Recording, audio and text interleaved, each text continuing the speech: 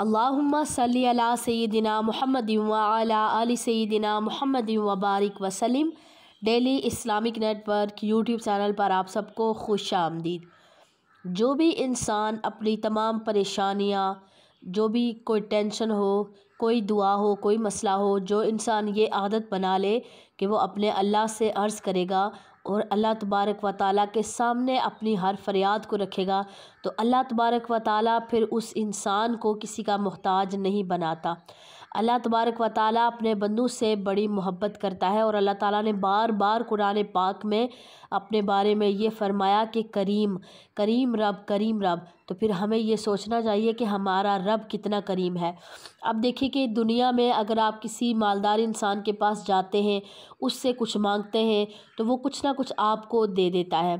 तो आप सोचें, जो पूरी कायनात का जो खालिक है, जो मालिक है, जो रब है, जो हर चीज़ का मालिक है, जब आप उससे मांगेंगे क्या वो आपको अता नहीं करेगा?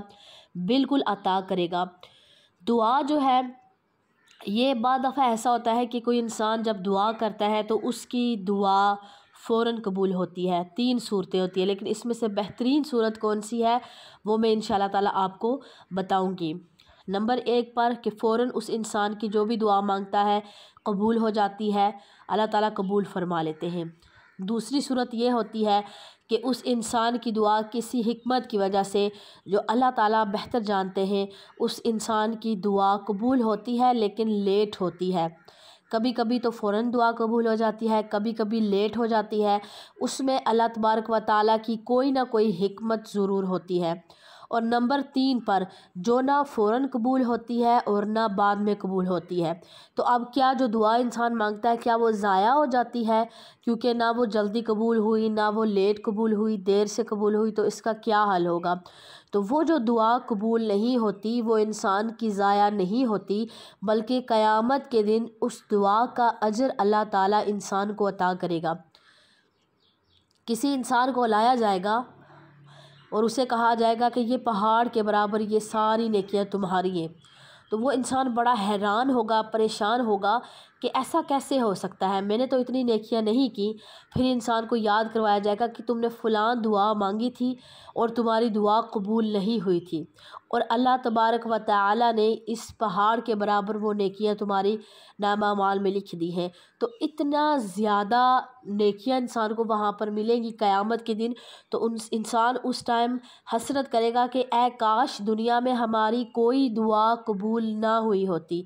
यानी इतना ज़्यादा। तो इंसान को बिल्कुल भी परेशान नहीं होना चाहिए कि हमारी तो कोई दुआ नहीं कबूल होती। हम तो तहज्जुद में भी दुआ मांगते हैं। लोग कहते हैं कि तहज्जुद के टाइम अल्लाह तबारक व ताला ख़ास नज़र करम फरमाता है लोगों पर और उनकी दुआएं कबूल फरमाता है, लेकिन हमें तो बहुत अरसा हो गया दुआएं मांगते हुए, बड़े परेशान हो जाते हैं। तो ऐसा नहीं है, वो दुआएं अल्लाह तबारक व ताला इंसान की क़यामत के लिए रख देते हैं और वहाँ पर इंसान को इन दुआओं का सिला मिलेगा। दुआएं इंसान की ज़ाया नहीं होती। पूरे इंसान के पास 24 घंटे होते हैं। 24 आवर्स में कम से कम 1 घंटा, आधा घंटा जो आप इबादत करते हैं, नमाज़ें पढ़ते हैं फ़र्ज़, उनके अलावा कोई ऐसा टाइम रख लें कि जो आपका दुनियादारी का काम ना हो, जैसे ऑफ़िस वर्क वगैरह है आपका या कोई भी आपकी जॉब है, वो टाइम ना हो और ना ही घर के कामों का कोई टाइम हो। बिल्कुल आपका फ्री टाइम हो और उसमें आप बैठकर अल्लाह तबारक व ताला से ढेरों बातें किया करें, अपने दिल की बातें शेयर किया करें। या रात को सोने से पहले इशा की नमाज के बाद अल्लाह तबारक व ताला से बहुत सारी बातें किया करें। अच्छा, एक बात याद रखें कि अल्लाह तबारक व ताला से शिकवे शिकायतें कभी भी ना किया करें कि ऐसे हो गया, ऐसे नहीं हो गया, बल्कि अल्लाह तबारक व ताला का हमेशा शुक्र अदा किया करें।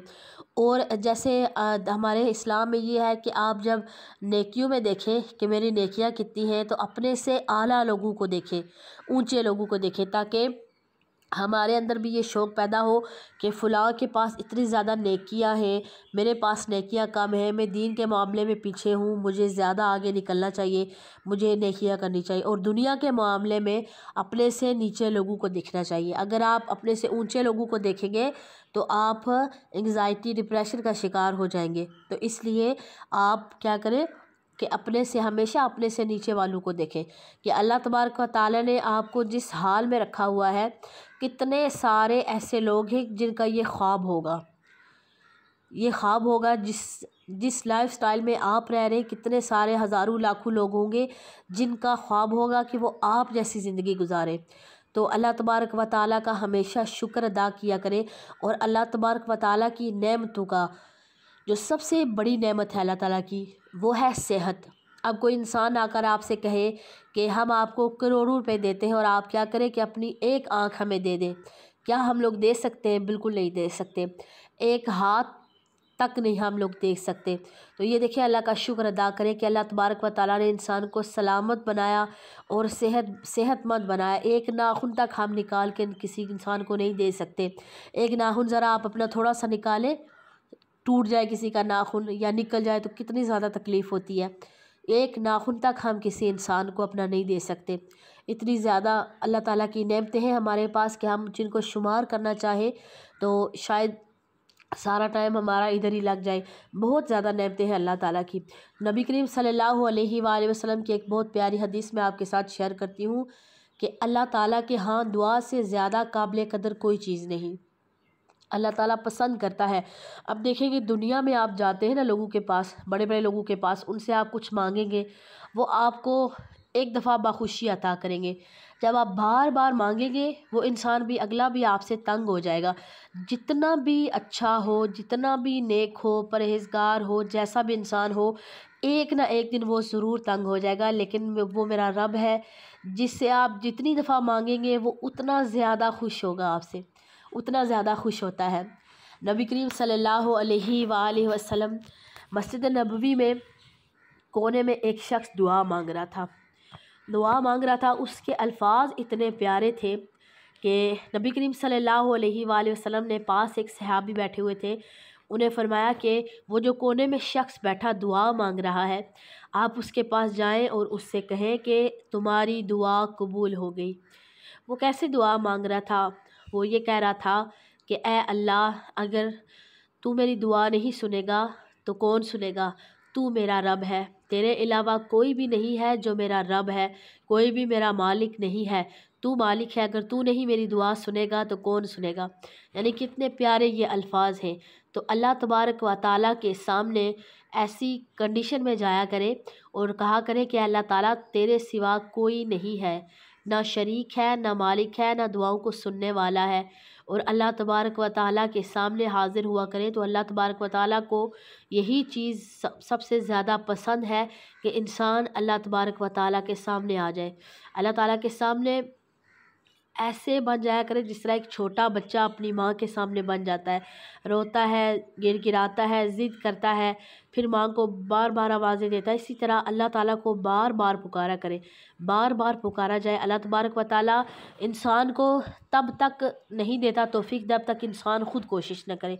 इंसान के दिल में आता है ना ये ख्वाहिश कि मैं अल्लाह ताला से मांगूँ, अल्लाह ताला से दुआ मांगूँ, अल्लाह ताला के सामने जाऊँ, तो अल्लाह तबारक व तआला ख़ुद ही और ज़्यादा एक कदम इंसान बढ़ाता है तो अल्लाह ताला 10 कदम बढ़ाता है। हम कौन होते हैं कि हम अल्लाह ताला की बारगाह में ना जाएं? नेक लोग अल्लाह ताला के हज़ारों लाखों अल्लाह ताला के बंदे हैं, हज़ारों औलिया हैं अल्लाह के, करोड़ों फ़रिश्ते हैं, अरबों फ़रिश्ते जो अल्लाह ताला की 24 घंटे अल्लाह का ज़िक्र करते रहते हैं। लेकिन हमारा तो सिर्फ़ एक रब है। बंदे अल्लाह के करोड़ों हैं, अरबों हैं, बहुत ज़्यादा बंदे हैं। अल्लाह ताला की बहुत सारी मखलूक़ात हैं जो अल्लाह का ज़िक्र करती हैं, लेकिन हमारे पास तो सुनने वाला सिर्फ़ एक रब है और वो सब की सुनता है, सब इंसानों से मोहब्बत करता है, बड़ा करीम है। इसीलिए जो अल्लाह ताला कुरान पाक में इरशाद फरमाता है कि ए इंसान, तुझे किस चीज़ ने करीम रब के बारे में धोखे में डाले रखा?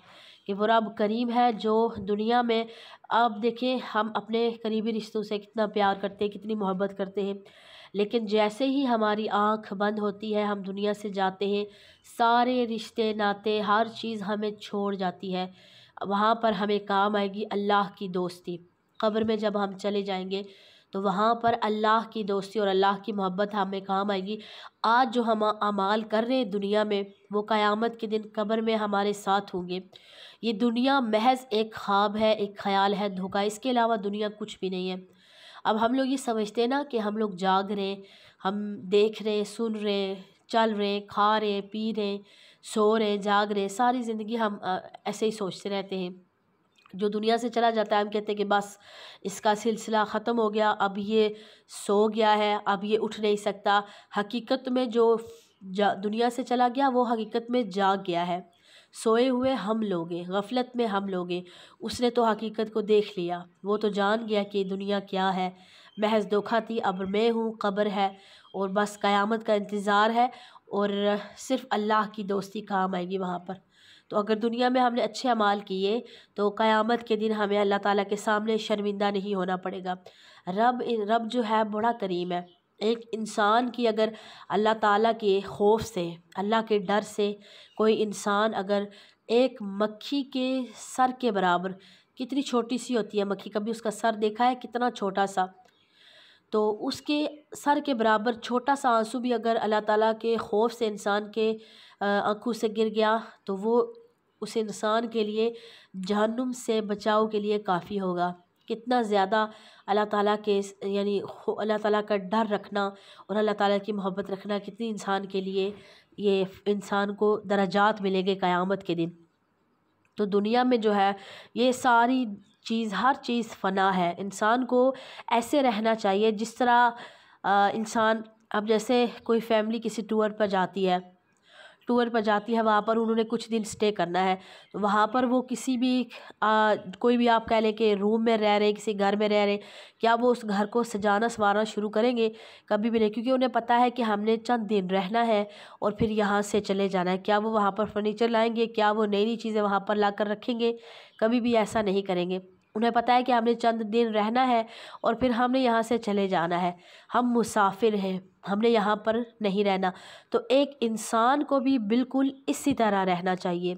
जिस तरह हम लोग जब सफ़र करते हैं, मुसाफिर होते हैं, हम ज़्यादा सामान नहीं रखते क्योंकि हमें पता है हमने नहीं, तो इंसान को भी हमेशा इसी तरह रहना चाहिए कि दुनिया में हमने चंद दिन गुजारने, उसके बाद हमने चले जाना है।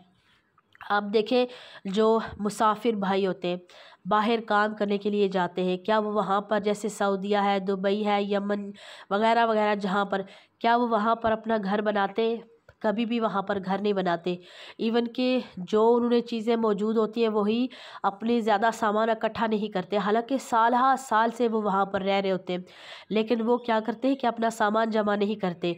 वो क्या करेंगे कि अपने मुल्क में, चाहे वो पाकिस्तान से हो, इंडिया से हो, जिस मुल्क में भी हो, वहाँ पर वो क्या करेंगे, ये तो सिर्फ हमने जो हमारे अपने मुल्क हैं उनका नाम लिया, लेकिन जो बाहर ममालिक हैं उनका और भी बहुत सारे मुल्क के नाम लेना तो मुश्किल है।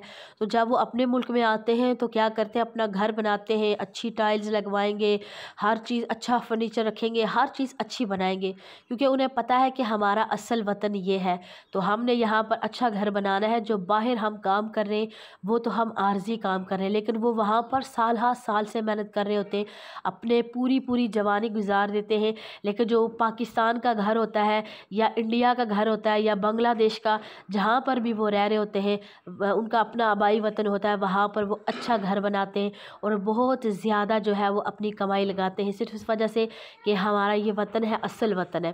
तो ये चीज़ है, असल वतन हमारा क्या है, कब्र है। हमने उस मुसाफिर की तरह जो दुनिया में आया हुआ है, उस मुसाफिर की तरह रहना है और हमने उसके बाद फिर दुनिया से चले जाना। असल वतन हमारा कब्र है और उस कब्र को हमने सजाना और संवारना है। तो अल्लाह तबारक व तआला हमें अमल करने की तौफीक अता फरमाए। वीडियो अगर अच्छी लगे तो इसको लाइक और शेयर करना मत भूलिएगा। अस्सलामु अलैकुम व रहमतुल्लाहि व बरकातुहू।